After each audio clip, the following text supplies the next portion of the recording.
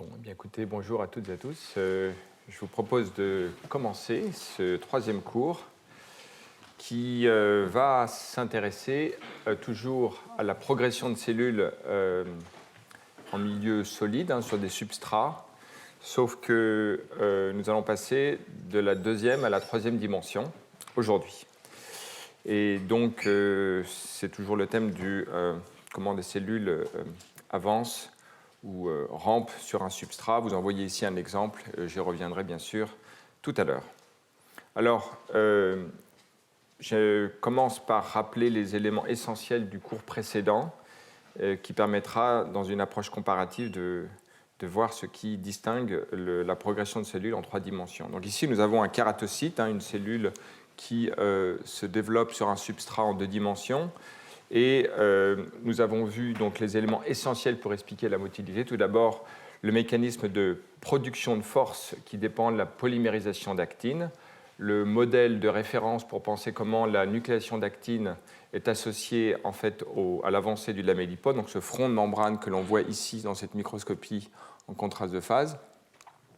C'est le Brownian ratchet, sur lequel je ne reviens pas, mais qui a été exposé la dernière fois, et qui essaie de voir comment les fluctuations des filaments d'actine d'un côté ou de la membrane et de la membrane sont rectifiés par la nucléation d'actine en une dimension et qui permet d'expliquer donc la progression du front. Mais cette production de force par la nucléation d'actine n'est pas capable en elle-même de faire avancer la cellule, ça n'est pas couplé à un mécanisme d'adhésion. Les interactions élastiques avec les complexes d'adhésion intégrines dépendants sont responsables d'une force de transmission des forces qui transpose le mouvement rétrograde d'actine en mouvement antérograde de la membrane. Le modèle biologique attaché est celui du clutch, ou de l'embrayage si l'on veut, qui est un mécanisme d'ailleurs dans lequel il y a une amplification elle-même force dépendante que j'avais mentionné la dernière fois. Et puis, ayant installé ces deux éléments essentiels de la mécanique de la motilité en deux dimensions, j'avais également présenté en quoi la tension de la membrane, que l'on voit ici. Donc, les deux éléments que je vous ai présentés se correspondent en gros aux flèches rouges et bleues. Mais la tension de la membrane qui existe en tout point en raison de la courbure de la membrane, ici en deux dimensions, joue un rôle important d'un côté dans la production de force antérograde dans le contexte du Brownian-Ratchet modèle, parce que, disons que les fluctuations de la membrane sont elles-mêmes associées à la tension de la membrane. L'autre élément par lequel la tension de membrane joue un rôle important, c'est dans le couplage spatial et temporel entre l'avant et l'arrière de la cellule, qui varie d'une cellule à l'autre, qui dans le cas du kératocyte est extrêmement fort. La tension de la membrane joue un rôle prépondérant. L'élément essentiel est bien sûr qu'en fait la tension de membrane elle-même est dépendante de la nucléation d'actine, donc on a plein d'interactions rétroactive entre ces différents éléments qui rend en fait l'étude du système à la fois complexe mais intéressante. Et justement, pour parler de ces rétroactions, il est important d'avoir à l'esprit deux types de composantes qui régulent la motilité cellulaire. La première est l'adhésion et la deuxième est la tension de membrane. Il existe dans les deux cas une forme d'optimum. Ici de courbes qualitatives. Ici, on a des données quantitatives pour le rôle de l'adhésion, mais disons que si l'adhésion est trop faible, la cellule ne peut pas avancer. Si elle est trop forte, sa motilité sera également réduite parce qu'il faudra aussi dissocier les complexes d'adhésion pour pouvoir faire avancer la cellule. Dans le rôle de la tension de membrane également, si la tension de membrane est trop faible, il y a la production de plusieurs fronts de migration concomitants qui vont donner naissance à un mouvement plus brownien. On reviendra dans le cours sur la motilité, le guidage de la motilité sur cet élément. Et si la tension de membrane est plus importante, on a une composante, on a une organisation unipolaire de la cellule qui est favorable à un mouvement plus balistique. Mais si elle est trop importante, on va avoir en fait une limitation des forces de protrusion dans le contexte du modèle de Brownian-Ratchet, ce qui fait que la motilité sera réduite. Donc il y a bien un optimum de membrane entre les deux. Voilà. Et donc l'élément central, et qui sera donc un lien avec le sixième cours, c'est le fait que et comme on l'a vu la dernière fois, il y a des adaptations mécaniques du système en raison de ces rétroactions qui jouent un rôle important pour comprendre l'état, j'allais dire, à l'ordre zéro de la motilité cellulaire, qui n'est pas un mouvement balistique, mais un mouvement plus brownien, une diffusion effective de la cellule, laquelle peut être régulée suivant les contextes pour orienter ou non la dynamique de la cellule. Donc voilà ce que je voulais donner comme résumé du cours précédent et qui devrait être à notre esprit lorsqu'on va commencer à voir maintenant une motilité en 3 dimensions. Et on va voir que mutatis mutandis, un certain nombre d'éléments vont se retrouver importants en 3 dimensions, mais avec des différences que je soulignerai dans une approche comparative. Avant d'exposer la motilité en 3D, j'aimerais juste, par contraste aussi, vous présenter une forme de motilité en 2 dimensions qui se fait dans un contexte où les cellules ne se déforment pas. Parce que ce qui était sous-jacent à tout ce que je viens de vous rappeler, c'est que la motilité en 2 dimensions d'une cellule eucaryote nécessite la déformation de la cellule. Mais il y a des cellules qui arrivent à ramper en 2 dimensions et qui ne se déforment pas. Elles ont une organisation qui est rigide. Je vais vous en donner 2 exemples. Le premier, je l'avais mentionné rapidement dans mon cours d'introduction, c'est la motilité de bactéries. J'en cite une, Myxococcus xanthus, qui a une motilité qui a à peu près le même ordre de grandeur d'ailleurs que des cellules qui se déplacent en 3 dimensions, quelques microns par minute, et qui, si l'on regarde de plus proche, donc c'est une cellule qui typiquement fait à peu près une dizaine de microns de longueur, donc qui n'est pas ridicule pour une bactérie, loin de là. Et dans le référentiel du microscope, on peut voir qu'il y a ce qu'on appelle des points, ce qui a été qualifié par les auteurs Tamigno et ses collègues comme un point d'adhésion focale, d'une façon qui est tout à fait consciente, analogue à l'adhésion focale chez un kératocyte, bien qu'il soit composé moléculairement de façon très différente. Ce point d'adhésion focale est immobile dans le référentiel du microscope et la cellule se déplace par rapport à ce point d'adhésion focale parce qu'il existe un mouvement énergie dépendant, ATP dépendant, qui vient en fait de l'interaction entre un moteur, en fait une pompe. En fait, ce n'est pas ATP dépendant ici, ça utilise un gradient de protons. L'énergie liée d'un gradient de protons, qui sans doute on imagine tourne sur lui-même et permet de convertir en fait cette déformation d'une molécule grâce à un couplage complexe avec la paroi cellulaire qui est située ici, à une trajectoire qui est antihoraire hélicoïdale à la surface de la cellule. Et dès lors qu'il y a couplage avec une molécule d'adhésion à la surface du substrat, ça sera dû en mouvement horaire de la cellule, donc qui retourne sur elle-même dans le mouvement horaire. D'accord ? Donc là, on retrouve l'idée d'un mouvement rétrograde énergie dépendant, sauf que ce n'est ni l'actine ni l'ATP, mais un gradient de protons et un autre complexe moléculaire, un couplage adhésif avec le substrat, et les deux permettent une transmission de la force et le mouvement antérograde de la cellule. D'accord ? Donc ça, c'est quelque chose d'absolument remarquable qui existe chez au moins 2 bactéries. J'avais parlé également de Flaviobacterium johnsoniae qui utilise un principe qui est assez analogue. Et maintenant, j'aimerais parler un tout petit peu plus d'un système qui est chez les eucaryotes maintenant, qui est aussi un exemple de cellule qui a un corps, une structure en fait rigide, qui ne peut pas se déformer. C'est dans cet ensemble d'organismes qu'on appelle les apicomplexes ou les sporozoaires, qui sont effectivement des parasites des animaux et de l'homme en particulier. Ce que l'on connaît, c'est l'agent du paludisme et de la toxoplasmose. Vous avez ici l'exemple d'une telle cellule qui a à peu près le même ordre de grandeur que d'ailleurs Myxococcus xanthus, ça fait en gros 10 à 20 microns de longueur, et qui a une structure courbe et rigide. Alors si l'on regarde la motilité de cellules, vous regardez ici maintenant c'est le Plasmodium berghei, qui est en fait l'agent de ce qu'on appelle la malaria ou le paludisme des rongeurs. Vous voyez ici ces organismes en vert, ces cellules, cellules individuelles qui se déplacent, qui ont une trajectoire assez complexe. Et de fait, quand on le regarde de plus près, on voit ici maintenant Toxoplasma gondii, donc l'agent de la toxoplasmose. On voit différents types de motilité sur substrat. Des mouvements hélicoïdaux, des mouvements circulaires, un mouvement un peu comme une toupie, et puis un mouvement plus complexe d'aller-retour sur le substrat. On voit dans les 2 cas que la forme de la cellule ne change pas et que sa courbure induit sans doute les mouvements de rotation ou de trajectoire hélicoïdale sur le substrat. Alors, quelques mots de l'anatomie de cette cellule. Alors déjà, en gros, on peut dire que dans ces différents organismes qui ont des tailles qui varient un peu, vous avez ici l'échelle, donc en gros 10 microns comme ordre de grandeur. Ces organismes, ces cellules ont une structure qui est non pas hélicoïdale, mais en tout cas courbe, imposée par la structure des microtubules, ici en vert, qui ont une organisation anti-horaire, dont l'origine n'est pas très claire pour moi, mais qui en fait est responsable de la rigidité de la cellule. il y a un noyau, c'est une cellule, et puis d'autres éléments que l'on va voir bientôt. Donc cette cellule est rigide et elle interagit avec le substrat. Alors vous avez ici donc la structure assez complexe proche de la membrane de l'organisme, donc ici la membrane plasmique, et ici vous avez un complexe membranaire qui est directement en interaction avec les microtubules en verre qui confèrent la rigidité structurelle de la cellule, et puis un autre ensemble, un réseau de ce qu'on appelle alvéoline, qui, en interaction avec la membrane, permet effectivement de garder cette structure rigide de la cellule.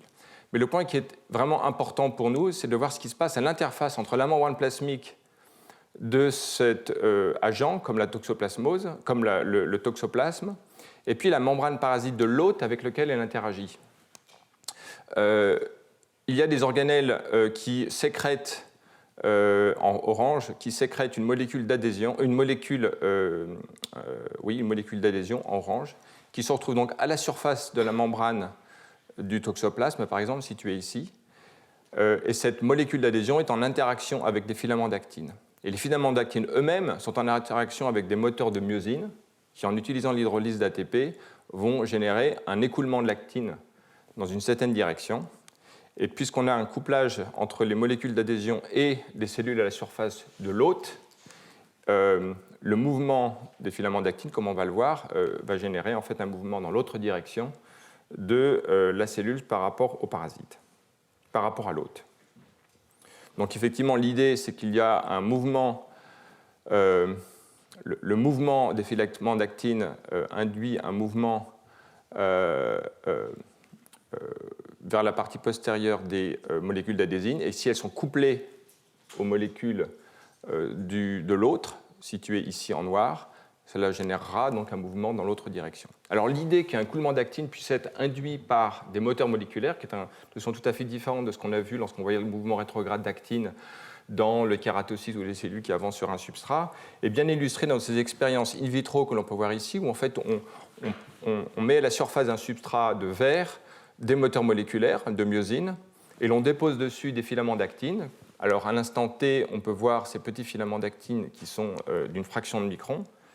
Mais si l'on regarde maintenant au cours du temps, on peut voir la trajectoire temporelle de ces filaments d'actine et dont l'orientation est codée en couleur en fonction de l'angle qu'ils ont. Et on voit ici donc un film. Si l'on peut baisser peut-être un tout petit peu la lumière, sinon vous pourrez voir en tout cas qu'ils ont différentes directions, mais qui s'orientent petit à petit, on le voit bien dans cette image ici, qui s'orientent selon l'axe privilégié.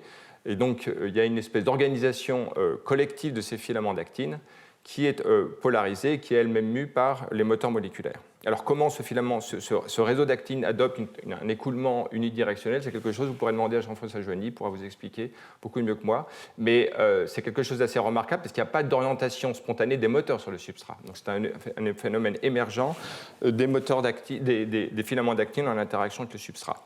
L'idée, c'est qu'à l'interface entre la partie proche de la membrane des filaments d'actine dans le parasite, donc ce qui se passe ici est conforme à ce qui se passe à la surface du substrat. Il suffit maintenant que l'on couple les filaments d'actine via les molécules d'adhésion et leurs récepteurs chez le parasite, et à ce moment-là, chez l'hôte, et à ce moment-là, on aura un mouvement dans l'autre direction, par couplage. Alors ici, voilà illustré cette notion. On voit donc ici l'action des moteurs moléculaires dans un cycle d'hydrolyse d'ATP et du travail du moteur. La déformation du moteur induit un mouvement du filament d'actine qui se traduit en mouvement dans l'autre direction par rapport à l'hôte de l'ensemble de la cellule. Donc, il n'y a pas encore de données dans la littérature qui indiquent et qui documentent en fait cet écoulement d'actine, mais vous entendrez dans le colloque que Jean-François Joigny et moi organisons en juin une personne qui travaille dessus et qui vous donnera des éléments expérimentaux et de modélisation qui expliquent comment l'émergence de cet écoulement se produit, comment elle interfère avec la géométrie de la cellule et comment elle explique les différents types de motilité dont je viens de vous parler. Si je me suis arrêté sur cet exemple, c'est qu'il montre que même chez les eucaryotes, il y a en fait un exemple de motilité cellulaire sur un substrat qui est mu par un écoulement d'actine, dont l'origine est différente de ce qu'on a vu pour le cas du kératocyte ou d'autres cellules en 2 dimensions, mais qui, par couplage avec les molécules d'adhésion, induit un mouvement antérograde opposé. Donc, pour résumer, le thème central de ce type de motilité, c'est qu'un écoulement d'actine est couplé à la motilité via un complexe d'adhésion. Et ici, on voit dans l'article fondateur qui établissait le modèle du clutch model dont je vous ai parlé, le modèle de couplage avec l'adhésion. Dans cet article de Mitchison et Kirchner, il présentait, à l'époque où on ne connaissait pas encore bien les mécanismes de motilité de production de force, deux possibilités. Le premier, qui est celui du treadmilling d'actine, qui effectivement se produit dans le cadre du kératocyte, et puis l'exemple aussi hypothétique d'un écoulement d'actine mu par des moteurs moléculaires, qui était une hypothèse considérée à l'époque. C'est exactement ce qui se passe dans le cas de toxoplasma. Voilà. Donc, on voit que ces deux mécanismes à l'œuvre pour deux types de motilité sur le substrat. Voilà, donc le plan que nous allons suivre maintenant pour parcourir la motilité en 3 dimensions est sous vos yeux. Je vais d'abord vous présenter les éléments historiques de la découverte des mécanismes de motilité en 3 dimensions qui sont essentiellement indépendants de l'adhésion. Plus près, nous allons voir les mécanismes de propulsion et puis je dirai un mot à la fin sur l'origine évolutive de ce type de comportement cellulaire. Alors vous voyez ici un film qui permet de voir que les systèmes in vitro en 2 dimensions, c'est magnifique, mais que c'est en fait assez éloigné de ce qui se passe lorsqu'on observe une cellule dans un organisme entier. Vous avez ici un neutrophile, donc une cellule du système immunitaire, qui est située dans un gel de collagène, marqué en orange. Et on voit bien ici donc, que la cellule parcourt, se déforme et se déplace en 3 dimensions, que l'environnement est complexe, vu qu'il n'est ni parfaitement uniforme, ni parfaitement isotrope. Et comme on le sait, notamment dans le cas des cellules du système immunitaire, ces cellules arrivent à parcourir très rapidement des distances importantes et à se repérer dans cet environnement complexe. Si l'on regarde de plus près dans ces images, le déplacement de la cellule est associé en fait à une déformation locale du réseau de collagène. On voit ici en code de couleur les déplacements consécutifs en quelques secondes. Donc, il va y avoir une interaction entre ce réseau de collagène et la cellule, et c'est typiquement ce que l'on veut expliquer et comprendre aujourd'hui. Alors, il y a un certain nombre d'éléments historiques qui ont indiqué qu'il y avait une motilité cellulaire qui se produisait en 3 dimensions et qui était d'une nature différente, essentiellement indépendante de l'adhésion, dont les mécanismes à l'époque commençaient à être connus. Et cela concernait essentiellement des cellules, d'ailleurs du système immunitaire, donc des lymphocytes ou neutrophiles, etc. Donc on verra pas mal de ce type de cellules. On voit ici une image d'un article qui date de 1982, dans lequel on voit des cellules qui forment des espèces de protrusions qui contiennent de l'actine, ici. Et ces mécanismes, ces déformations des cellules se produisaient dans les réseaux de collagène, et qui n'étaient pas associés à des mécanismes évidents d'adhésion. Parce que ces cellules, en fait, adhèrent très très peu sur des substrats in vitro. Donc on savait in vitro qu'elles n'adhéraient pas sur les substrats classiques, et néanmoins, dans ces contextes de réseaux en 3 dimensions de collagène, elles arrivaient très bien à se déplacer. Donc on imaginait un autre mécanisme. Des expériences perturbatives, notamment en utilisant soit des chélateurs de calcium comme l'EDTA, qui typiquement empêchent les interactions avec les molécules d'adhésion, n'empêchait pas la motilité de ce type de cellules. L'autre élément important, c'est que cette étude donc de 1997 documente que ces cellules insensibles à l'inhibition des molécules d'adhésion, si on les met entre une lame et lamelle, en fait, ces cellules arrivent très, très bien à se déployer. Et d'ailleurs, voilà l'origine première du modèle chimneying en anglais. En fait, c'est l'idée que l'on verra plus tard que les cellules arrivent en interaction avec leur substrat d'une façon non spécifique, utilisent la topographie sans doute de l'environnement et la pression exercée sur ce substrat pour pouvoir se mouvoir en 3 dimensions. C'est la première occurrence de ce terme sur lequel on reviendra plus tard. Et dans les mêmes années, donc Peter Friedel, qui est l'un des personnes qui a le plus étudié ce type de système, documente encore dans un lymphocyte, dans ces réseaux en 3 dimensions, que l'inhibition des intégrines par des anticorps bloquants en fait, n'empêche pas la motilité de ces cellules. Vous voyez ici la comparaison entre le contrôle de la vitesse moyenne de ces cellules au cours du temps. Donc elles sont insensibles aux intégrines. Donc voilà qui indiquait une motilité indépendante de l'adhésion, intégrine indépendant. Et sans doute l'article qui a le plus scellé, en tout cas, les discussions à cette époque est un article qui maintenant est d'un peu plus d'une dizaine d'années du laboratoire de Michael Sixt, qui montrait que in vivo, en fait, on pouvait complètement perturber génétiquement l'adhésion intégrine dépendante et des cellules dendritiques, donc des cellules aussi du système immunitaire, arriver à se déplacer normalement vers des réseaux lymphatiques. Donc vous avez ici en vert un réseau lymphatique, un vaisseau lymphatique, et vous avez les trajectoires des cellules montrées ici en couleur, tout à fait normales. Et dans un mutant qui est mutant pour les intégrines ou pour la taline, une molécule qui fait un couplage avec l'actine, la vitesse de motilité de ces cellules est tout à fait normale. Dans un contexte en 2 dimensions, ces cellules-là en fait, n'adhèrent pas à un substrat recouvert d'ICAM, une molécule d'adhésion, ou de fibronectine. C'est bien un mutant pour intégrine et taline qui fait ce à quoi on s'attend, c'est qu'elle est nécessaire à l'adhésion sur un substrat en 2 dimensions. Néanmoins, dans une matrice de collagène en 3 dimensions, ces mêmes mutants, donc là on est in vitro, là on était in vivo, on a des approches plus quantitatives, où on peut voir que la motilité est normale, que la directionnalité de la motilité est aussi normale. Donc en fait, voilà qui indique que, en tout cas, certains types cellulaires, dans le système immunitaire, se déplacent d'une façon qui est résolument indépendante de l'intégrine. L'intégrine étant la molécule d'adhésion essentielle à la motilité en 2 dimensions. Alors du coup, de là se sont ouverts donc à peu près 12 ans, un certain nombre d'efforts pour essayer de comprendre comment la motilité indépendante de l'adhésion se produisait. On voit qu'il y a une corrélation entre capacité à se mouvoir en 3 dimensions et le fait que cette adhésion soit indépendante des molécules d'adhésion, indépendante des intégrines. Alors, un peu en annonce de ce que je vais vous présenter maintenant, les forces propulsives sont dépendantes de la contractilité cellulaire. À l'arrière de la cellule, il y a une brisure de symétrie. Cette contractilité et le fait que le fluide, donc le cytoplasme, est incompressible, induit une expansion à l'avant de la cellule par un mécanisme qu'on appelle le BLEB.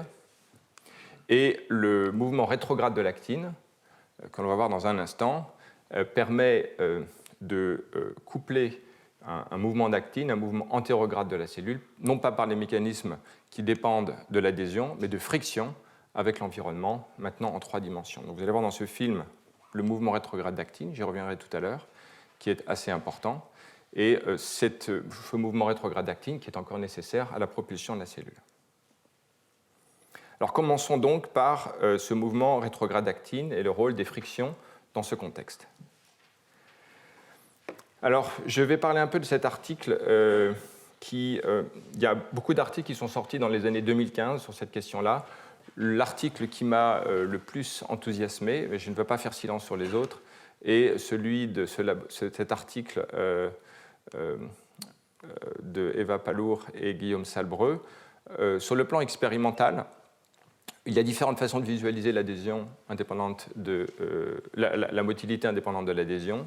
Soit d'utiliser en fait un substrat en verre, on met des cellules en sandwich avec en dessous d'agarose, donc d'un gel, ou alors dans une matrice de collagène comme on l'a vu, ou alors même dans un petit canal en verre, une espèce de petit canal qui permet aux cellules d'avancer. Dans tous les cas, cette motilité se produit sur des substrats en verre ou avec du PEG qui sont typiquement non adhésifs, en tout cas reconnus comme non adhésifs. Et dans ce contexte-là, ces cellules ont un déplacement en 3 dimensions.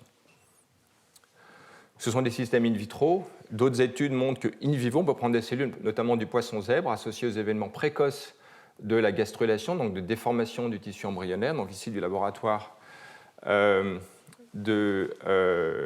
pense que je me suis trompé sur la référence, c'est le laboratoire de Carl Philipp Eisenberg et ses collègues qui prennent des cellules ici, des précurseurs qui n'ont pas de motilité. Si on apporte du sérum, il y a une brisure de symétrie de ces cellules, elles commencent à adopter une forme polarisée et une motilité. Donc on va revenir sur ces cellules qui ont une forme de poire et qui est associée à la motilité cellulaire.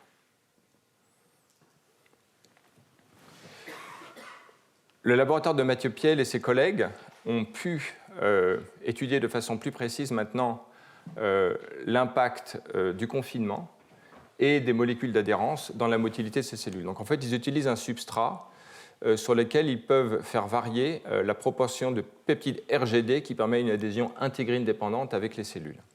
Donc en 2 dimensions, alors qu'on augmente la proportion de ce peptide RGD, on augmente l'adhésion sur le substrat. Les auteurs montrent effectivement qu'il y a cette dépendance sur les molécules d'adhésion avec un optimum au milieu qui permet la progression de la cellule. On a ici le coefficient de diffusion et ici la vitesse moyenne des cellules, et ici la persistance du mouvement.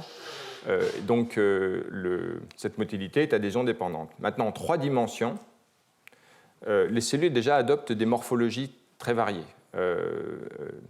On va revenir ici. Ces cellules sont soit circulaires, soit adoptent des formes plus complexes avec différentes branches.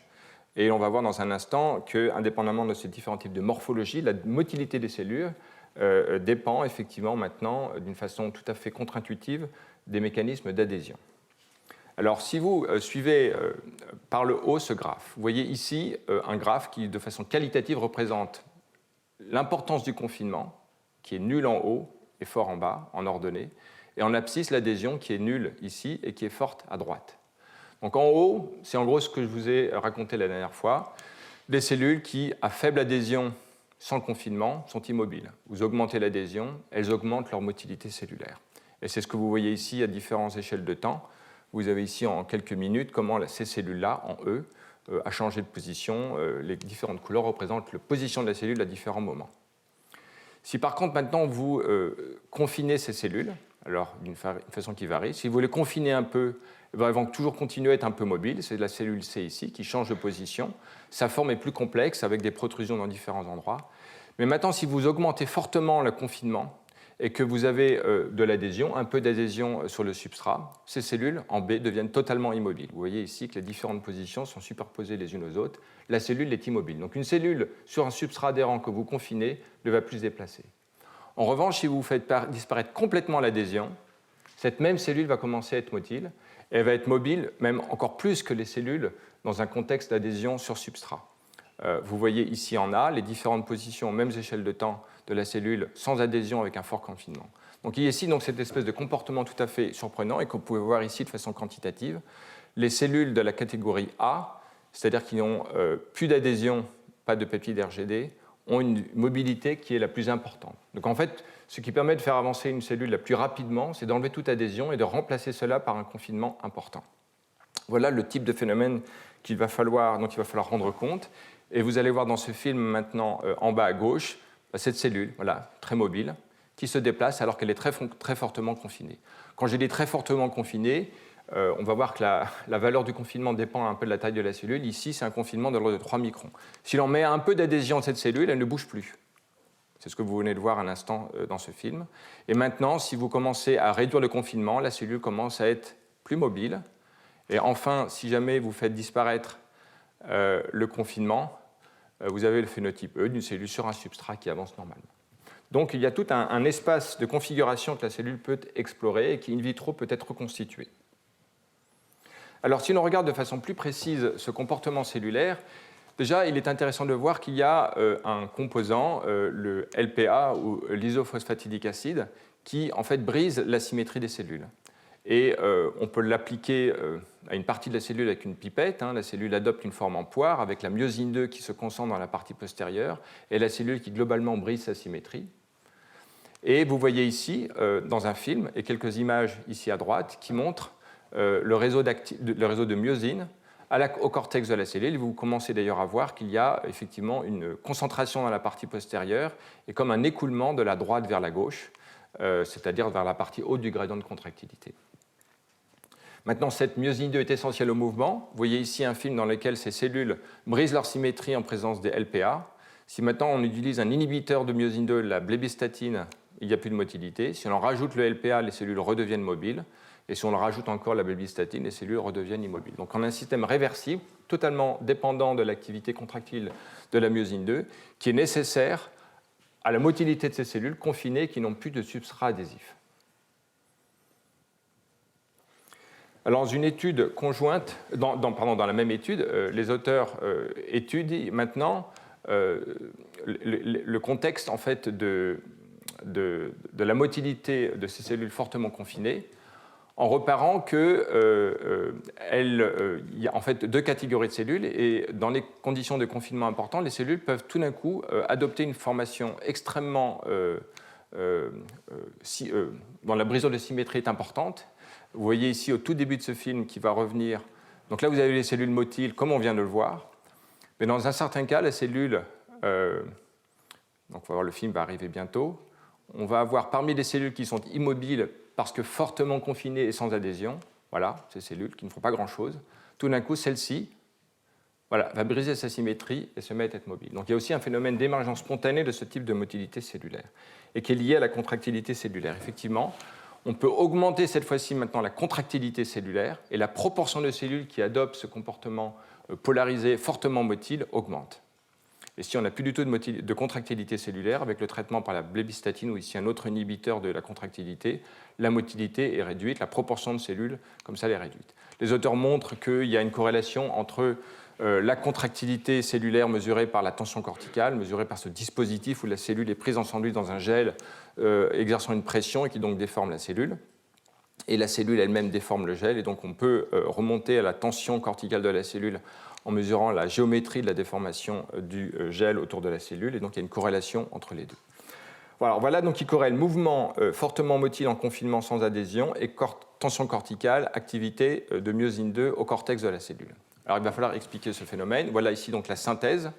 Les cellules les plus mobiles sont celles qui, en confinement, n'ont plus du tout d'adhésion. Elles adoptent ces formes extrêmement polarisées. Le laboratoire de Heisenberg avait montré ce type de motilité cellulaire. Si on augmente encore la tension corticale, on a un comportement encore plus motile. Donc on peut voir ici qu'on se déplace le long d'un gradient où la force de la contractilité accélère ou augmente la vitesse d'adhésion des cellules. Et donc vous voyez ici, en image, une cellule adhésive sur substrat qui bouge lentement et qui, dans les mêmes conditions, si maintenant on la met en confinement sans adhésion, n'a plus de vinculine qui est liée normalement à l'adhésion intégrine dépendante, mais par contre on a la myosine 2 qui forme cet écoulement rétrograde d'actine. On voit ici l'actine qui s'écoule vers la partie postérieure de la cellule. Alors, cette partie ici qui est pas marquée correspond en gros au noyau de la cellule, qui est se présente un peu comme une espèce de quelque chose qui est traîné à l'arrière de la cellule. C'est une configuration assez anormale. Je ne suis pas sûr qu'elle soit totalement physiologique, au sens où elle est observée in vitro, mais en tout cas, elle peut être étudiée en détail. Alors voyons maintenant de quelle façon cet écoulement rétrograde d'actine permet le mouvement de la cellule observé. Alors ici, on voit donc dans ces cellules qui sont confinées l'organisation polaire de la myosine, donc enrichie à la partie postérieure, ici en section sagittale et ici à la surface de la cellule, et puis l'actine, également plus enrichie dans la partie postérieure. Alors les auteurs de cet article ici maintenant font varier l'interaction avec le substrat, et donc il peut même mesurer un coefficient de friction qui est dont la valeur évolue ici. Alors le chiffre étant plus petit, mais les ordres de grandeur, je mets mes lunettes pour pouvoir mieux lire, les ordres de grandeur, on est de l'ordre de 10 puissance 7 pascal seconde par mètre à gauche. Donc là, on a les substrats avec le plus de friction, d'interaction de friction avec le substrat, et qui sont l'ordre de 10 puissance 3 pascal seconde par mètre à droite. Donc le coefficient de friction varie de façon substantielle. Et on peut maintenant faire ce qu'on appelle un kymographe, c'est-à-dire qu'on le regarde en fait dans l'espace et ici le temps en ordonnée, la dynamique de la myosine 2 dans ces différentes conditions. Et on peut voir ici, dans ce kymographe, que les points focaux de myosine 2 au cortex de la cellule sont immobiles dans l'efférentiel du substrat, de telle sorte qu'ils donnent ces trajectoires au cours du temps qui sont verticales. Alors que quand la friction avec le substrat est réduite, on a un mouvement rétrograde dans le référentiel du substrat des particules de myosine 2, des morceaux, des éléments du cortex, et qui est d'autant plus important que vers la droite, il n'y a même quasiment plus d'adhésion, de friction avec le substrat. Donc le coefficient de friction est inversement proportionnel, à la vitesse d'écoulement de l'actine dans le référentiel du substrat. Donc voilà qui est synthétisé ici. Les forces de friction sont essentielles au mouvement et d'une façon qui est quantitative. Alors le modèle mécanique présenté dans cet article a les éléments suivants. Donc il y a un gradient de contractilité dans la cellule qui est associé à la distribution polaire de myosine 2 enrichie dans la partie postérieure de la cellule. Ce gradient de contractilité génère un écoulement du gel d'actine au cortex de la cellule. Donc en fait on peut même exprimer donc, la vitesse de cet écoulement en fonction du gradient de tension active sur le pourtour de la cellule. Grand L est donc la longueur de la cellule en interaction avec le substrat, et T la viscosité. Jean-François Joanny a donné hier un cours qui dérive comment cet écoulement peut se dériver des propriétés intrinsèques d'un gel d'actine.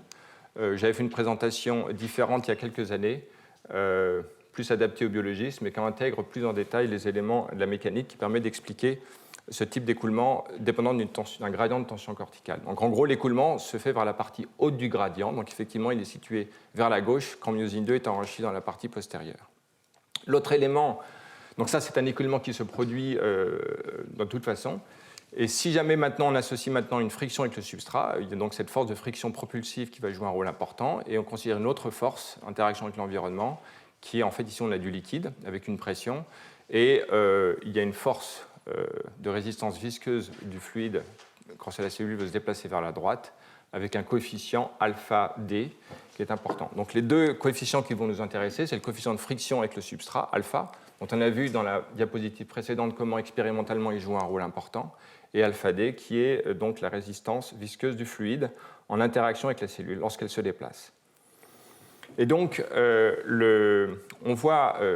Alors, ce qui est important pour mesurer donc, les deux forces en jeu, donc la force de friction est proportionnelle à la vitesse d'écoulement du gel d'actine au cortex de la cellule dans le référentiel du substrat avec lequel il y a des interactions de friction.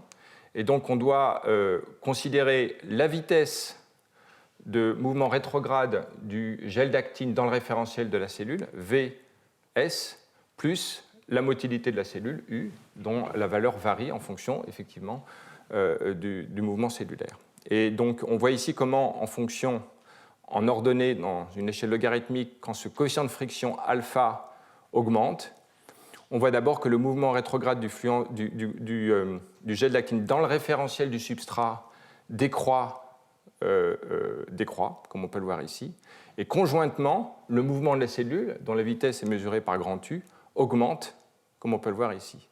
Et donc, on peut définir un seuil, alpha étoile, du coefficient de friction avec le substrat, à partir de laquelle la cellule va avoir une motilité cellulaire. Maintenant, ce qui est intéressant, c'est que la valeur de ce coefficient seuil alpha étoile dépend effectivement de la résistance visqueuse qu'offre le milieu quand la cellule se déplace, et donc il dépend de alpha D. Et donc ici, on voit en code de couleur en bleu plus foncé et en noir, quand alpha D, le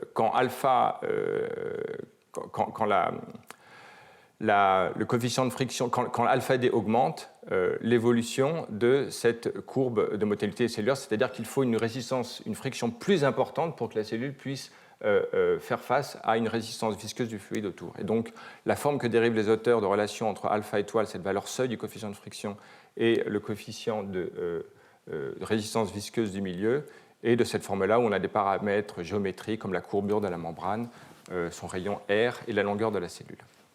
Alors à partir de là, une façon d'exprimer les choses et de voir intuitivement comment le système se comporte, c'est de considérer maintenant le rapport entre justement le coefficient de friction alpha et alpha D, la résistance visqueuse du fluide. Et on peut voir sur cette courbe où l'on voit la vitesse de la cellule, donc qui augmente alors que ce ratio augmente, comment les types cellulaires qu'on avait vus précédemment, où en fait expérimentalement les auteurs ont pu mesurer le coefficient de friction, lorsqu'il est faible, la cellule en fait patine, on va dire, c'est-à-dire qu'elle a un mouvement rétrograde d'actine, mais il n'y a pas de friction suffisante pour qu'elle puisse dépasser en fait les forces de résistance visqueuse qu'offrent les milieux autour d'elle. Donc elle n'avance pas, elle patine, je pense que c'est le meilleur terme que j'ai pour expliquer cela. Lorsque l'on augmente maintenant le ratio de friction par rapport à la résistance visqueuse, la cellule commence à progresser, elle atteint une valeur maximale. Elle décline un tout petit peu après, mais en fait, il n'y a pas de décroissance importante de la vitesse. La cellule continue de se déplacer, même avec une friction extrêmement importante. Souvenez-vous que les différences, ici en échelle logarithmique, on a 3 ou 4 ordres de grandeur de différence de coefficient de friction, qui est donc extrêmement important. Alors pour l'adhésion, si l'on variait sur le même ordre de grandeur, la cellule était totalement arrêtée. Alors dans cette autre étude conjointe sortie à peu près en même temps, le modèle est en gros le même. Mais il y a un point important souligné par ces auteurs qui aura son importance plus tard, C'est en fait, en vertu même de ce flux rétrograde d'actine, il y a une advection des composants qui permet de l'activité de la myosine 2. Donc en fait, le gradient de myosine 2 est lui-même stabilisé par l'écoulement qu'il génère. Donc le système s'auto-stabilise. C'est pourquoi, et ça c'est important pour expliquer comment en fait ce gradient, ce flux rétrograde d'actomyosine en fait est persistant dans la cellule. Et d'ailleurs, j'aurai l'occasion de revenir sur la persistance de la motilité dans le contexte du mouvement de navigation de la cellule dans son environnement, comment les trajectoires plus ou moins stochastiques de la cellule, avec notamment la longueur de persistance d'un mouvement avant que la cellule ne change de direction, est dépendante de ce paramètre de couplage où en fait c'est le flux rétrograde d'actine qui stabilise le gradient. Alors un élément important, ayant maintenant cela à l'esprit, qui permet de distinguer l'adhésion sur un substrat par adhésion et l'adhésion par interaction avec l'environnement par des forces de friction, c'est qu'en fait les forces de traction exercées sur le milieu sont très différentes. Dans le cas d'une cellule qui se déplace sur un substrat adhésif, on a des ordres de grandeur de l'adhésion qui sont du nanonewton par micron carré, ce qui donc donne 1 kPa, alors que quand on n'a plus d'adhésion mais simplement des interactions par friction avec l'environnement, on est plutôt de l'ordre du piconewton par micron carré, soit de l'ordre du pascal. Donc il y a 3 ordres de grandeur de différence. Et c'est important et c'est mesuré expérimentalement. Alors comment une cellule qui exerce si peu de traction avec l'environnement peut-elle se déplacer? Précisément parce qu'il y a beaucoup d'interactions labiles. On est dans un environnement en 3 dimensions. Et donc, au lieu de reposer sur quelques interactions suffisamment stables qui permettent la motilité, on va en utiliser beaucoup qui sont plus labiles. Et en fait, on voit même que ça permet un mouvement qui est quasiment d'un ordre de grandeur plus rapide qu'une adhésion sur substrat classique. Alors, à la fin de cette étude, les auteurs d'ailleurs montrent quelque chose qui est assez singulier par rapport à la motilité sur un substrat en 2 dimensions. Non seulement les valeurs des tractions des forces donc, de l'ordre du kilopascal, mais surtout on a un dipôle qui est, comme on peut le voir ici, avec le mouvement rétrograde d'actine et la contractilité de la cellule qui génère ce dipôle négatif, alors que dès lors que l'on est sur un substrat où on a simplement des interactions par friction avec l'environnement, on a un dipôle positif qui vient du fait qu'on a à la fois donc une forme d'expansion modeste de l'ordre du pascal et non pas du kilopascal sur le substrat, mais il est positif et qui reflète en fait à la fois la partie de la contraction postérieure de la cellule et les forces d'expansion dans la partie antérieure de la cellule, et puis la résistance par friction sur le substrat. Donc on peut dire de façon très schématique qu'une cellule sur un substrat en 2 dimensions en fait tire tire son substrat, puller, alors qu'en 3 dimensions, la cellule va plutôt pousser sur son environnement de façon qui est de l'ordre du pascal et non pas du kilopascal, donc beaucoup plus faible. Et par analogie d'ailleurs, dans les environnements maintenant fluides de nage, on peut retrouver aussi des dipôles négatifs ou positifs, suivant le type de propulsion d'une bactérie, ou alors ici, comme des petites algues. J'y reviendrai dans le cours prochain. Donc voilà les différents ordres de grandeur de traction sur l'environnement, et même de forme d'interaction avec l'environnement, dipôle négatif versus dipôle positif.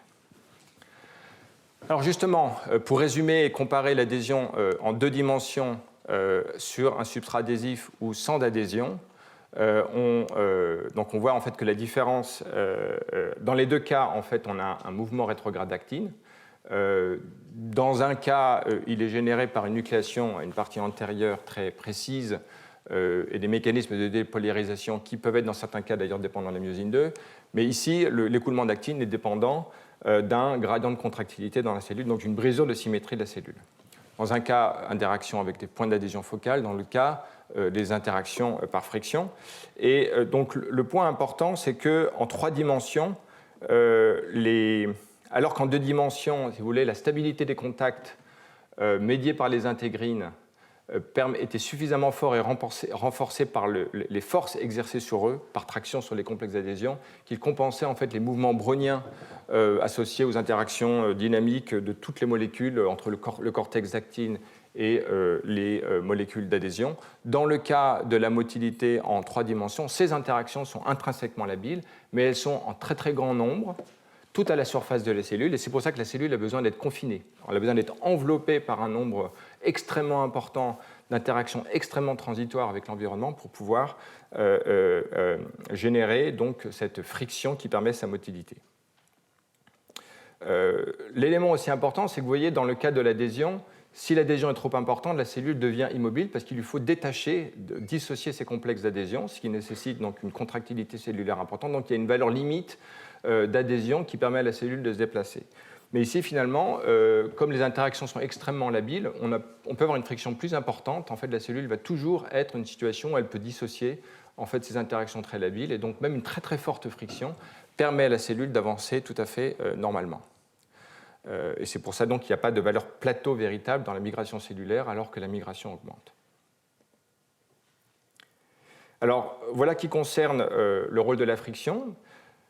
Ceci n'exclut pas une autre considération que l'on va voir maintenant, qui est l'idée que c'est la topographie de l'environnement qui joue un rôle important dans la motilité cellulaire, dans laquelle on ne va pas explicitement prendre en compte des interactions moléculaires labiles, mais plutôt la forme de l'environnement. Et donc cela vient d'expériences où en fait les auteurs, donc ici du laboratoire de Michael Sixt, considèrent des lymphocytes T qui, sur substrat, ont une adhésion qui est adhésion dépendante. Dans un mutant pour taline, il n'y a plus d'adhésion, quel que soit le substrat, fibronectine ou ICAM. Et puis qui, même en confinement, en situation de confinement, ces cellules dépendent de la taline pour se déplacer. Ils les mettent ici dans des capillaires, et en fait les cellules mutantes pour taline ne peuvent plus se déplacer. D'accord ? Comme quoi, tout ce que je viens de dire dépend beaucoup des types cellulaires. Ce n'est pas du tout universel. Il y a des cellules qui ont toujours besoin de l'adhésion. Néanmoins, si ces mêmes cellules, vous les mettez dans un gel de collagène en 3 dimensions, ces cellules mutantes pour taline vont se déplacer tout à fait normalement. C'est donc bien que le mécanisme de confinement par friction que l'on vient de voir n'est pas suffisant pour expliquer la motilité de certaines cellules. Et donc, il s'agit de comprendre quels sont les mécanismes qui sont à l'œuvre ici. Donc, vous voyez ici de façon quantitative, ces cellules mutantes pour taline ont un mouvement rétrograde d'actine dans le référentiel de la cellule, et donc il n'y a pas de friction, elles ne peuvent pas se déplacer, contrairement aux sauvages.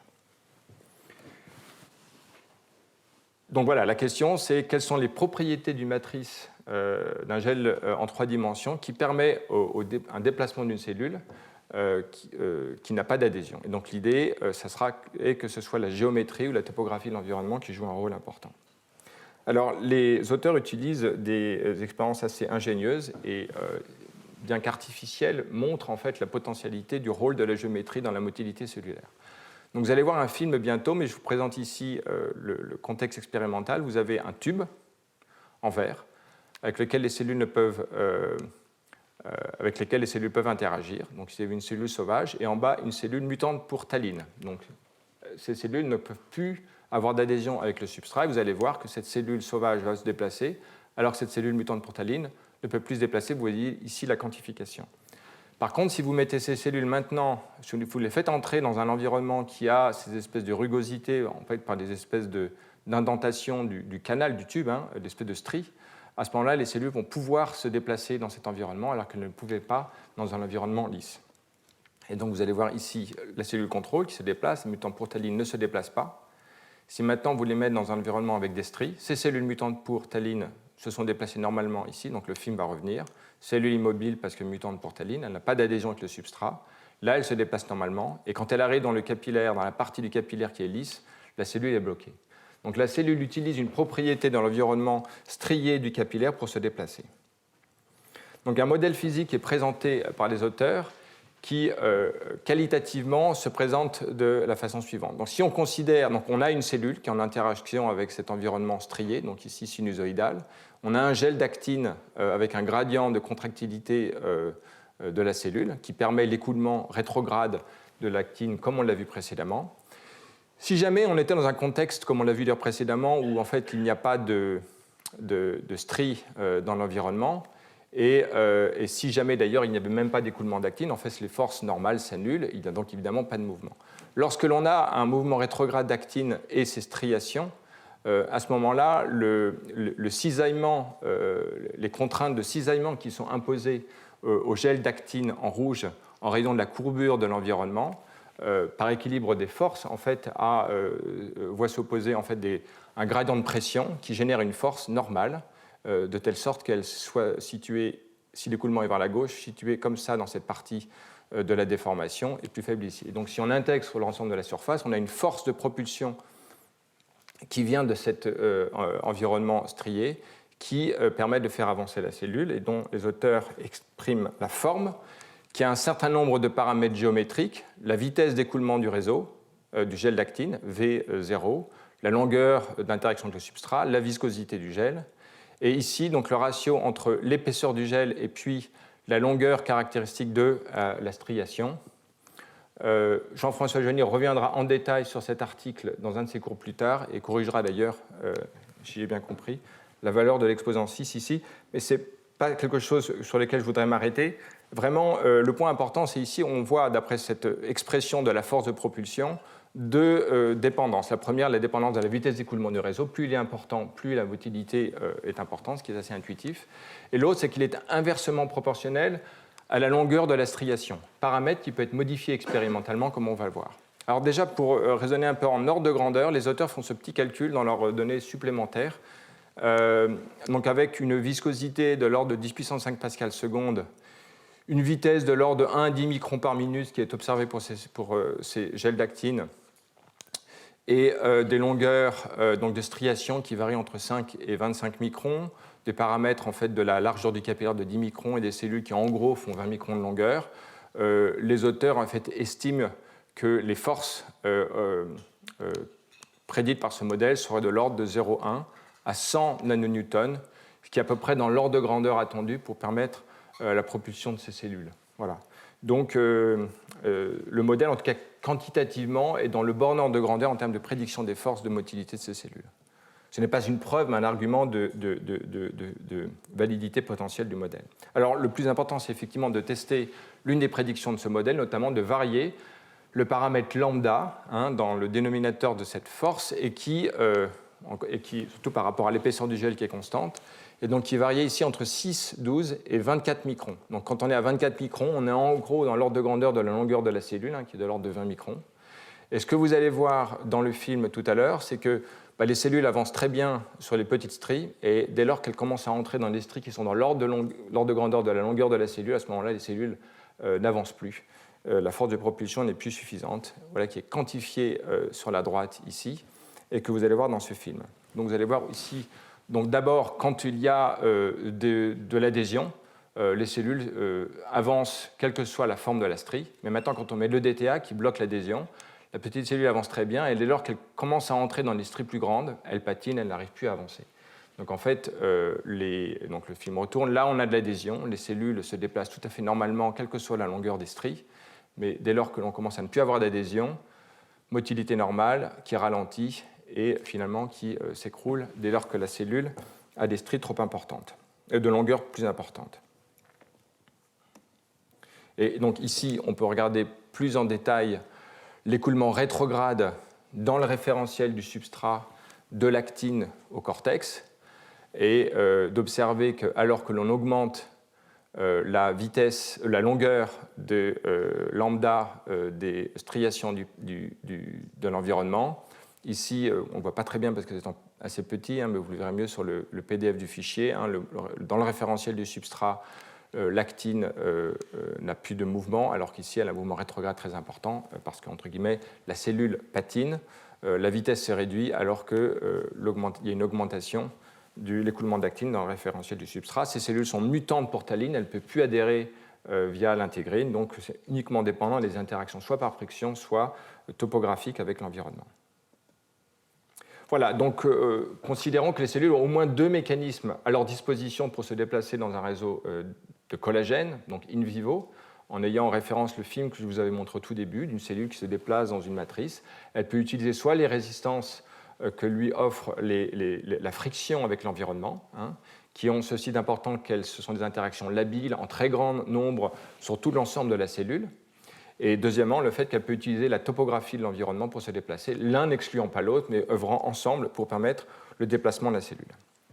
Mais j'ai passé sous silence le fait que les cellules détectent d'une façon ou d'une autre le confinement.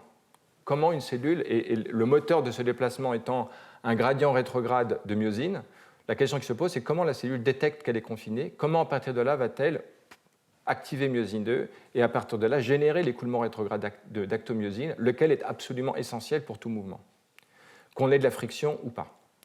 Donc c'est ce que nous allons voir maintenant, comment les cellules détectent le confinement. Il s'agit d'études récentes en fait, qui ont été publiées il y a 1 an et dont j'aimerais vous parler maintenant. Donc pour redire les choses d'une façon claire, les cellules génèrent un écoulement rétrograde d'actine qui est induit par un gradient de contractilité. Bloquer la myosine 2 bloque le mouvement. Et donc comment les cellules induisent-elles la myosine 2 sous confinement? Et en gros, l'idée, c'est qu'il y a une structure qui sent le confinement ou la déformation induite par le confinement. Et ce que je vais vous montrer, c'est qu'en fait, le noyau et son enveloppe nucléaire jouent un rôle absolument essentiel dans cette détection des déformations de la cellule et des contraintes qu'elle reçoit de son environnement. Donc, c'est 2 études qui ont été publiées conjointement par le laboratoire de Mathieu Piel et ses collègues et Verena Ruprecht et ses collègues. Donc, je vais naviguer entre ces 2 articles en vous présentant les données qui, dans l'ensemble, présentent une histoire assez complète. Dans ces données expérimentales, les auteurs, donc du laboratoire de Mathieu Piel, utilisent d'abord des cellules donc, sur un substrat et qui sont bloquées entre le substrat et puis le cantilever qui permet de mesurer les forces que oppose la cellule à une compression. Et donc les auteurs peuvent descendre le cantilever et donc déformer petit à petit la cellule et voir la force qu'oppose la cellule. Et donc on voit qu'il y a une espèce de valeur seuil, la cellule qui fait en gros 20 microns de diamètre lorsqu'elle n'a pas de contrainte, une espèce de sphère de 20 microns. Lorsqu'elle est comprimée à peu près de moitié, de l'ordre de 10 microns, il n'y a pas de réponse particulière de la cellule. Quand j'entends réponse de la cellule, j'entends en fait spécifiquement activation de myosine 2 au cortex. On va voir cela dans un instant. En revanche, dès lors que la cellule commence à être comprimée à partir de 5 microns, c'est-à-dire, on va le voir plus tard, que son noyau lui-même est déformé, à ce moment-là, il va y avoir une cellule qui va activer à son cortex myosine 2. On voit ici donc en image transversale une cellule initiale ronde sans contrainte, puis comprimée à 10 microns, et enfin à 5 microns. Donc, quand je parle de confinement de cellules et de la réponse d'activation corticale, il faut se représenter à l'esprit une cellule en fait effectivement très fortement comprimée, à 25% de son diamètre sans contrainte extérieure. Et vous allez voir ici dans le film la différence entre un confinement de 10 microns et de 5 microns en termes d'activation de myosine 2. On va voir donc un petit film. Et ce que vous allez voir, c'est qu'effectivement, cette cellule va augmenter myosine 2 au cours du temps, en peu de temps, dans ces conditions de confinement, mais pas dans celle-ci. Tout cela peut être quantifié, l'activation de myosine 2 au cortex. Et cette activation de myosine au cortex est donc inversement proportionnelle à son diamètre apparent dans ce système. Alors, les auteurs, après, étudient donc, ce qu'il y a dans cette déformation de la cellule à partir de 5 microns qui génère en fait une réponse corticale. Ils excluent par toute une série d'inhibiteurs dont j'ai donné les détails ici, mais en gros, ils utilisent des inhibiteurs qui bloquent le calcium extracellulaire. Ces paramètres ne jouent pas du tout sur l'activation de myosine 2. Ce qui en fait joue un rôle déterminant dans l'activation de myosine 2 dans les cellules, c'est le calcium intracellulaire et des molécules qui sont impliquées dans l'interaction entre l'enveloppe nucléaire et le réticulum endoplasmique qui lui est en fait associé directement dans la membrane. Et dès lors qu'on bloque ces interactions, on bloque la réponse de la cellule en activant myosine 2. Alors les auteurs étudient maintenant plus précisément du coup, la forme du noyau et notamment en particulier la structure de l'enveloppe nucléaire qui, quand les cellules ne sont pas contraintes à ces convolutions assez importantes de repliement, comme on peut le voir ici, et dès lors que la cellule est comprimée à 5 microns, elle n'a plus du tout elle a une structure beaucoup plus lisse. Donc il mesure ce qu'ils appellent l'excès du périmètre de la cellule, qui est très important ici et faible là. Et on peut voir que lorsque cette valeur, que ce paramètre en fait décroît au fur et à mesure du confinement, et donc on peut voir ici dans le petit film à droite l'évolution sous confinement de cette structure de l'enveloppe nucléaire qui en fait se déplie, perd ses repliements et adopte une configuration beaucoup plus lisse. Et une belle expérience permet de montrer en fait que la présence du noyau est essentielle à la réponse cellulaire. Ils font ce qu'ils appellent des cytoplastes, c'est-à-dire en gros des cellules sans noyau. Et les cellules sans noyau, ici. Alors, vous voyez ici donc, une cellule sans noyau. En bleu, vous voyez par DAPI le marquage du noyau. Donc, vous avez entre guillemets deux cellules, l'une avec un noyau, l'autre sans noyau. Et ils peuvent comparer ces deux cellules et montrer que la présence du noyau est essentielle pour l'activation de la myosine 2 et de la tension corticale qui se mesure par la force exercée sur le cantilever qui comprime la cellule. Donc, le noyau est essentiel. Et une autre façon de le voir, c'est de prendre une cellule en l'appliquant une contrainte et en voyant si jamais on contraint simplement le cortex de la cellule ou la partie où il y a son noyau, si jamais on a une réponse d'activation de myosine 2. Voilà, si on n'a qu'une contrainte de la partie où il y a le cortex sans noyau, la cellule n'active pas myosine 2. Si en revanche on exprime la moitié où le noyau est situé, il y a une activation de myosine 2 qui est quantifiée. Donc ce n'est pas une réponse globale d'une partie du cortex dans une cellule qui a un noyau, mais c'est une réponse qui nécessite comme senseur la présence du noyau lui-même qui doit être déformé. Alors, il y avait un article il y a quelques années qui avait montré que l'enveloppe nucléaire, en fait, son étirement activait en fait, une molécule qui s'appelle phospholipase A2, d'accord, laquelle est sensible donc, à la déformation du noyau. Donc, les auteurs ont étudié cette molécule et montré qu'effectivement, lorsque la cellule est comprimée à 5 microns, il y a une activation de CPLA2, donc cette molécule, ce qui suggère que sans doute cela joue un rôle important dans la réponse de la cellule. L'autre étude montre que, effectivement, si on inactive CPLA2, on inhibe en fait la réponse d'activation de myosine 2 au cortex de la cellule, ce qui peut être sauvé si on réapporte donc, cette molécule. Et enfin, si on bloque même l'export nucléaire de cette molécule, donc si on augmente son enrichissement dans le noyau, effectivement, la cellule répond de façon maximum à l'activation de myosine 2. Donc en fait, à ce stade, la cellule est comprimée, elle déforme son enveloppe nucléaire, et cette déformation de l'enveloppe nucléaire active CPLA2. CPLA2 est nécessaire à l'activation de myosine 2. De quelle façon ?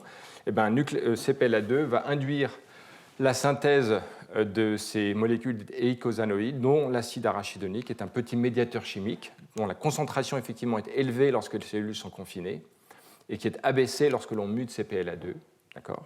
Donc là, on a une chaîne d'activation moléculaire qui part de la déformation de l'enveloppe nucléaire, induit l'activation de CPLA2, l'acide arachidonique, et qui après va activer myosine. Donc le modèle de travail des auteurs des deux études, c'est de dire en gros que la cellule, lorsqu'elle est comprimée, déforme son enveloppe nucléaire, que les contraintes exercées sur la membrane de l'enveloppe nucléaire va activer des canaux ioniques sensibles à la tension. Il y en existe un certain nombre, on en avait parlé dans les cours précédents, lequel va libérer en fait, du calcium intracellulaire, dont on a vu l'importance dans le processus, et qui va activer myosine 2. Il y a un certain nombre d'enzymes qui activent myosine 2 en réponse au calcium intracellulaire. Ça, c'est assez bien connu. Alors la question, c'est est-ce que la déformation de la membrane nucléaire est suffisante pour activer la tension corticale ? On va voir qu'elle est nécessaire, mais pas suffisante. Que l'autre paramètre qui est important, c'est effectivement quelque chose qui permet l'augmentation du calcium intracellulaire, qui n'est pas strictement dépendant de la tension dans la membrane, mais qui est associé en fait à l'apposition entre la membrane plasmique et puis l'enveloppe nucléaire. Donc en fait, ce sont ces expériences importantes du laboratoire de Verena Ruprecht qui le montrent. En fait, ils arrivent à déformer l'enveloppe nucléaire de deux façons différentes, soit en faisant une contrainte anisotrope, comme je vous l'ai montré, soit alors en faisant un choc hypotonique qui augmente en fait le volume cellulaire et qui, par équilibre osmotique aussi, déforme l'enveloppe nucléaire. En fait, le nucléoplasme va augmenter en volume et donc l'enveloppe nucléaire va avoir exactement le même type de déformation, elle va replier son enveloppe. On va voir que cela, comme on peut le voir ici, choc hypotonique, déformation isotrope, il n'y a pas d'activation du calcium intracellulaire sur l'ensemble du noyau ou dans le nucléoplasme. Par contre, lorsqu'on est sur confinement, notamment lors d'un fort confinement, on augmente le calcium intracellulaire ou dans le noyau.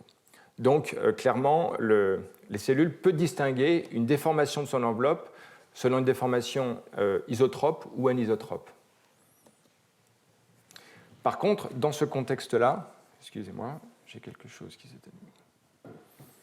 Si, dans ce contexte-là, on utilise un inhibiteur, enfin une molécule qui augmente le calcium intracellulaire, ionomycine, à ce moment-là, on permet à des cellules qui ont un choc hypotonique et qui normalement n'activent pas myosine 2, qui peut se mesurer par exemple par la formation de bleb à la surface de la cellule, à ce moment-là, l'augmentation du calcium intracellulaire dans un contexte de choc hypotonique, à ce moment-là, permet d'induire la réponse corticale. Donc pour résumer, la cellule a besoin d'une déformation de l'enveloppe nucléaire, on l'a vu précédemment, mais il y a aussi besoin d'une augmentation du calcium intracellulaire et ce phénomène peut se produire d'une façon qui est indépendante de la déformation de l'enveloppe nucléaire.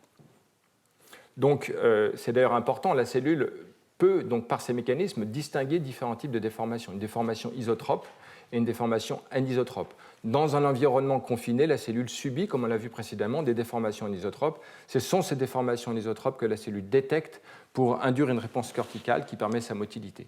Donc, en 2 dimensions, un choc hypotonique, alors on peut le voir ici, donc, sans choc hypotonique, l'enveloppe nucléaire n'est même pas déformée pour une cellule en 2 dimensions, donc il n'y a aucune réponse.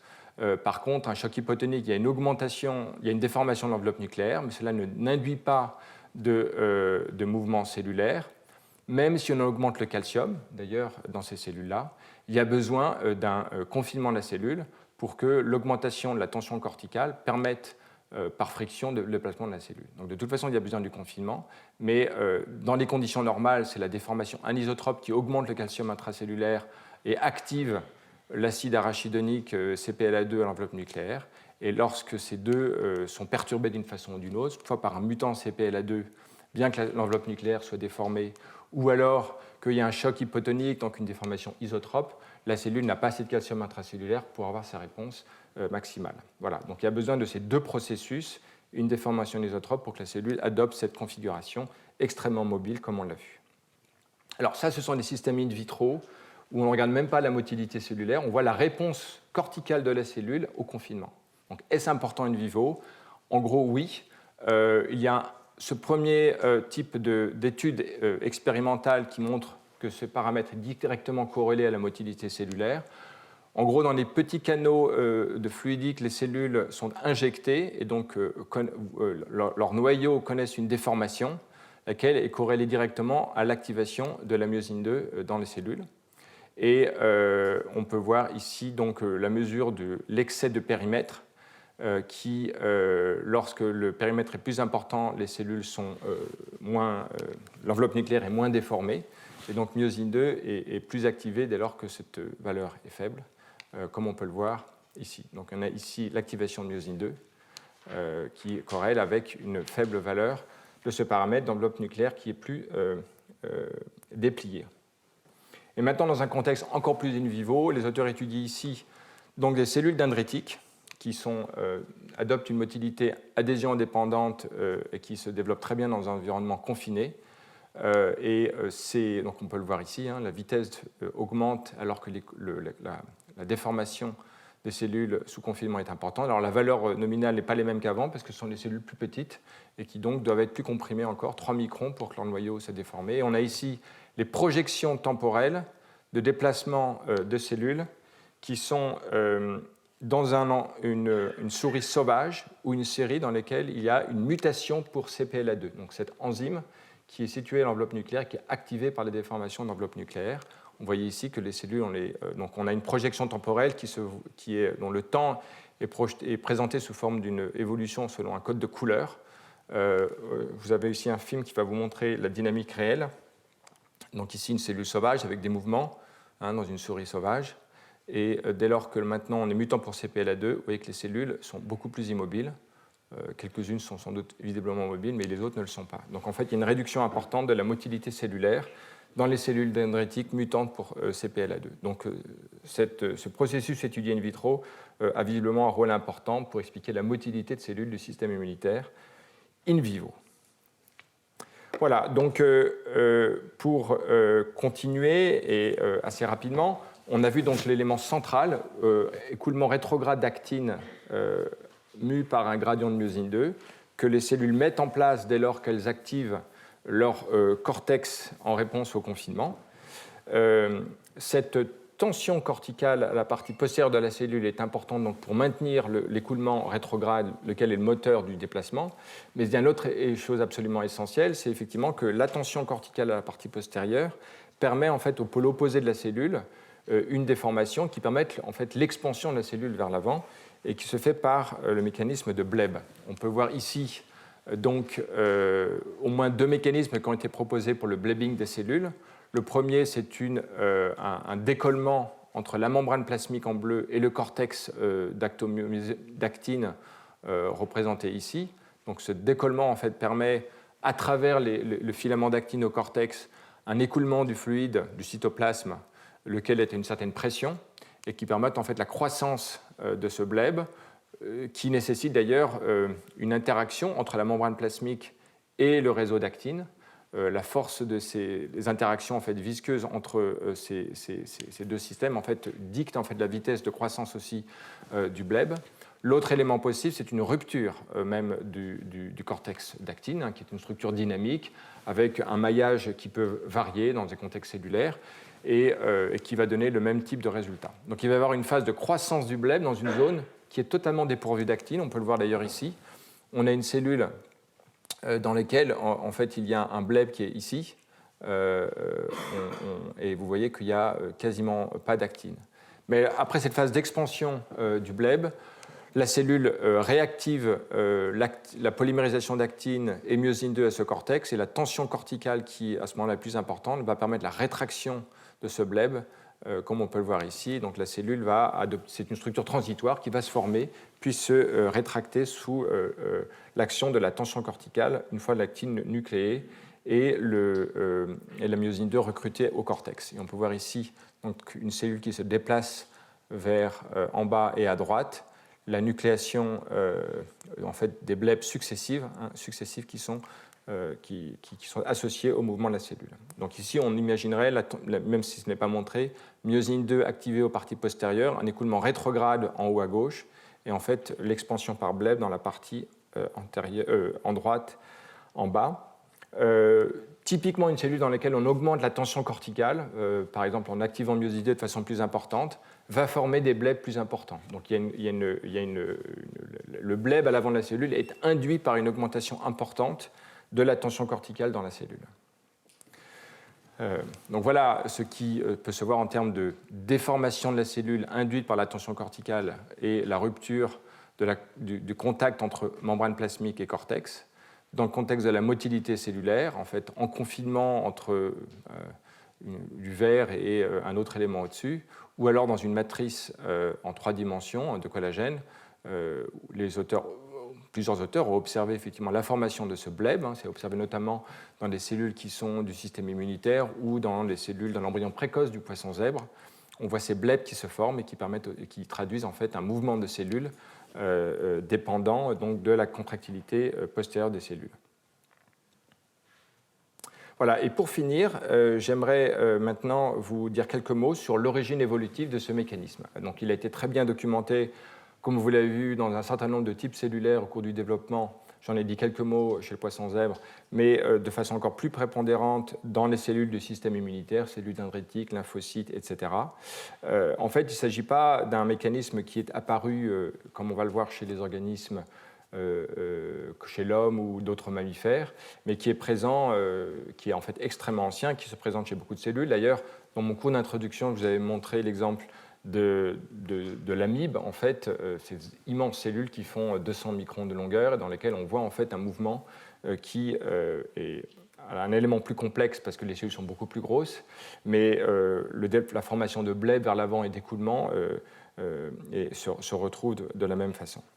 Donc ici, j'aimerais vous parler donc, de l'origine de ces mouvements, de cette motilité, et notamment du fait qu'elle est induite par le confinement. Alors, on va parler de ces organismes dont j'ai eu l'occasion de parler dans plusieurs cours, que j'aime beaucoup, les choanoflagellés, qui sont un modèle d'étude extrêmement important pour étudier l'origine de la multicellularité, entre autres parce que certaines espèces, dont celle-là, Sapingoeca rosetta, a une capacité de vivre dans un état solitaire de cellules qui nagent ou qui peuvent former des microcolonies, des rosettes de quelques cellules, comme on peut le voir ici sur cette image. À l'état isolé, ces cellules en fait nagent, elles vivent en milieu aqueux, elles ont un flagelle et puis une espèce de couronne de petits filaments. Ces cellules sont donc motiles, mais comme on va le voir, lorsqu'on les confine, peuvent adopter un mouvement de type améboïde qui est associé à la formation de bleb et qui permet donc aux cellules de se déplacer. Alors, ce mouvement de déplacement sous confinement, donc avec cette structure améboïde, en fait, a été observé dans un grand nombre d'organismes. Ici, on voit, donc ici, Bellateria, c'est les organismes à symétrie bilatérale, dont Homo sapiens. Mais on a d'autres organismes ici, les cténophores. Donc les cténophores, ce sont des organismes qui ressemblent un peu à des méduses, mais qui ne sont pas des méduses, qui ont des espèces de peignes de filaments et qui se déplacent dans l'eau. Les cnidaires, qui regroupent les méduses, les coraux, etc. Et puis les porifères. Donc ces organismes-là ont des types cellulaires qui ont des mouvements, des motilités qui ressemblent beaucoup à ce qu'on appelle au mouvement améboïde, dont je vous ai parlé. Et donc, il est présent dans les organismes proches des bilateria, mais on le voit même, comme on va le voir maintenant, dans les organismes encore plus éloignés, qui ont un ancêtre commun beaucoup plus éloigné dans l'évolution des métazoaires. Parce que ici, ce sont des organismes pluricellulaires, et là, on va parler d'un organisme unicellulaire qui adopte néanmoins un comportement multicellulaire transitoire.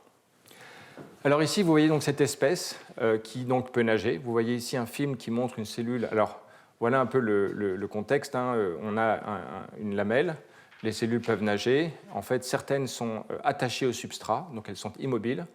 Et puis, un beau jour, elles décident de partir, de nager. Et donc, elles disparaissent du plan d'imagerie. Donc, on voit ici 1, puis 2, puis 3 cellules attachées au substrat qui vont se mettre à nager. Donc, ça, c'est l'évolution normale de cellules qui nagent dans l'environnement aqueux. Néanmoins, ces mêmes cellules, si maintenant on les comprime, alors on les comprime fortement, donc les auteurs passent, les cellules sont beaucoup plus petites que celles que l'on a vues précédemment, on passe de confinement de 5 microns où les cellules en fait n'ont pas de déformation du tout parce qu'elles-mêmes leur diamètre est de l'ordre de 5 microns, et on descend jusqu'à 1 micron où les cellules donc, sont donc fortement aplaties. Et ce que l'on observe, c'est qu'on regarde donc la formation de protrusions chez ces cellules qui augmente fortement avec le confinement. Donc ça, c'est quantifié ici. Alors, de quelle protrusion parle-t-on ? Vous voyez ici une cellule qui, donc, avant son confinement, pendant son confinement, on voit qu'au cortex de la cellule, il y a ici, par la flèche noire, la formation de protrusions qui ressemblent en tout point au bleb. On va voir tout à l'heure donc, la présence d'actine et de myosine dans ces structures qui sont donc arrondies au pourtour de la cellule. Et si l'on enlève le confinement, la cellule réadopte sa configuration où elle a son flagelle, sa corolle, et donc se remet à nager. Donc on a une cellule qui nage, qu'on comprime, qui en gros devient une amibe, et dans laquelle on enlève le substrat, le confinement, et elle redevient une cellule qui nage. Donc un comportement alternatif. Alors effectivement, ces structures ont toutes les caractéristiques d'un bleb. En particulier, vous voyez ici à droite l'exemple d'une structure qui ressemble à un bleb. Vous voyez ici, quand on marque l'actine, que cette structure, qui en fait n'a pas de marquage d'actine, on peut voir ici la quantification de la fluorescence, au début qui est assez uniforme, et puis au cours du bleb, en fait, cette structure est pauvre en actine. Voilà une signature caractéristique d'un bleb, elle vient d'un décollement de la membrane par rapport au cortex. Et puis après, l'actine est de nouveau nucléée, comme on peut le voir ici, c'est ce qu'on voit dans les quantifications. Et petit à petit, la structure d'ailleurs va se rétracter en réponse au recrutement de la myosine 2 à ce cortex. Et c'est ce qui est observé ici. Donc maintenant, les auteurs étudient l'activation de la myosine 2 au cortex de ces cellules. Et l'on peut voir que, ici, par ces petites flèches, que la myosine 2 est activée au cortex de ces cellules lorsqu'elles sont fortement confinées. Donc ces cellules ont des blebs classiques. Et on peut voir maintenant que les cellules sont motiles. Elles sont motiles. On peut voir ici, donc, dans un confinement de l'ordre de 2 microns, l'évolution de la vitesse de mouvement de ces cellules. Ici, les cellules sont confinées dans cette partie-là.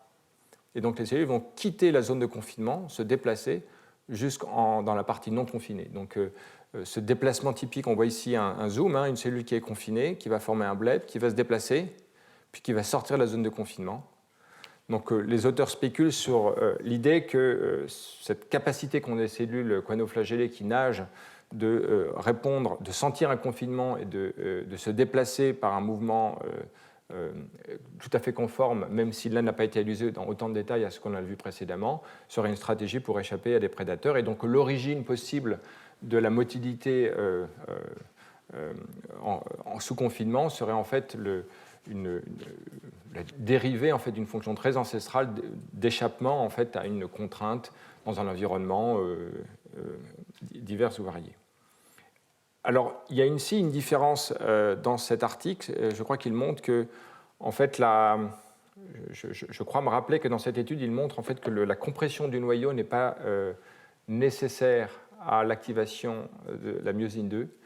et donc que vraisemblablement ici c'est une réponse d'une nature différente. Donc tout ce que je vous ai dit sur CPLA2, l'acide arachidonique, toute cette voie de détection de la déformation, il n'est pas certain qu'elle joue un rôle ici. Et ça peut tout à fait s'être développé plus tard. Mais là, il faudra demander à Thibaut Brunet, qui maintenant démarre une équipe à l'Institut Pasteur et qui est à l'origine de tout ce travail remarquable. Alors, ce n'est pas simplement une coanoflagellée isolée dont je vous ai parlé. En fait, les auteurs montrent maintenant que toute une série d'espèces différentes de coanoflagellées qui ont ces formes caractéristiques de flagelles, couroles, voilà, différentes espèces. Si on les confine, toutes réponses d'une façon ou d'une autre en formant des blebs et avec un comportement motile. Donc, on a ici un arbre évolutif qui montre donc ici ces coanoflagellés avec donc, leur capacité à développer une structure améboïde avec un déplacement, une motilité associée sous confinement, qui permet aux auteurs de nous spéculer sur l'origine très ancestrale de cette fonction par rapport à ce qui est observé chez les métazoaires, et notamment dans les systèmes dont je vous ai parlé, évidemment chez l'homme, les cellules, les systèmes immunitaires. Donc on a ici en gros les cellules dans lesquelles cette motilité en 3 dimensions a été découverte, et des types de motilité extrêmement semblables qui existent chez d'autres organismes, notamment les coanoflagellés. Le point important, c'est qu'ici, cette réponse ne nécessite pas la transcription. Donc, il s'agit de quelque chose qui est sans doute simplement lié à l'activation du cortex. Vous savez, le cortex d'actomyosine, on l'a vu à différents moments dans les cours précédents, d'autres années, est un système excitable. Une déformation peut rapidement activer myosine 2, stabiliser. Donc il n'y a pas forcément besoin d'un mécanisme complexe du style déformation de l'enveloppe nucléaire pour activer un cortex d'actine. Dans les embryons de drosophiles qu'on étudie, si on comprime les cellules, eh bien, elles activent myosine 2 très facilement. Donc ça peut être une fonction extrêmement ancestrale qui serait à l'œuvre dans le cas de ces cellules. Voilà, donc ici ma diapo de conclusion.